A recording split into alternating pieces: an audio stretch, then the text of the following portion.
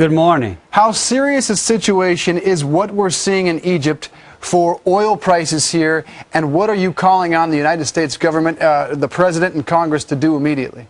Well, I think we're back to where we were in the 1970s. You know, the Department of Energy was created in order to shield the United States and its economy from exactly what we're seeing today. An unrest in the Middle East that can drive the price of energy through the roof. It is the kind of danger that will just take the steam clean out of any recovery we have in our economy right now. Now, you're calling for the president to drill now.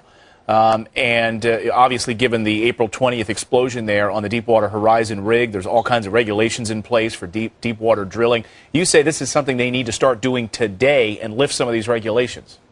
Well, that's correct. Again, you know, if we hope for any economic recovery to take place, we're going to need affordable energy. The amount of daily production in the Gulf of Mexico surpasses the amount of oil that passes through the Suez Canal. If we have a problem in the Middle East, if that canal is shut down, the price of oil and the price of gas that we pay at the pump, for all Americans are going to pay, is going to go through the roof. But Congressman, wouldn't the president say that we're in the middle of a crisis right now, at least Egypt is, that we're monitoring, and that's no time to set policy or to change policy? Well, what the problem is that the policy that we've had in the past has failed us. That's exactly where we are today. If we would have planned better, if we would have a sound, affordable domestic energy policy, the issues going on in the Middle East would not be a concern to us today. You know, some are criticizing, of course, as you can imagine, saying that this is a political opportunism right now and that any sort of drilling in the Gulf wouldn't reap any sort of benefits for months, even years to come. What do you say to that criticism? Well, I'll just tell them that, you know, it does take a while for us to put our production on in the Gulf of Mexico, and that's why it's so important for us to get started now. Again, if we would have a sound energy policy here in this country, we wouldn't be in the danger we are today.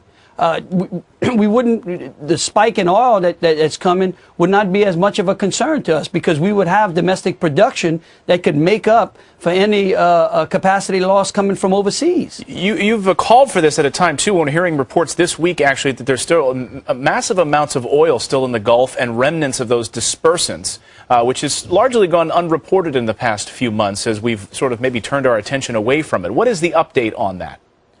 Well, you know, again, you know, I continue to read the same things that you've read as to what is going on with oil that may be left over in the Gulf of Mexico. But again, my concern right now, today, is to make sure that every American, regardless of whether they live in Louisiana or up in Iowa, over in New York City, doesn't wake up in the next couple of weeks and find that the price of gas at the pump has doubled. And Congressman, are you satisfied that enough safety measures have taken hold or are in place now to avoid another catastrophe?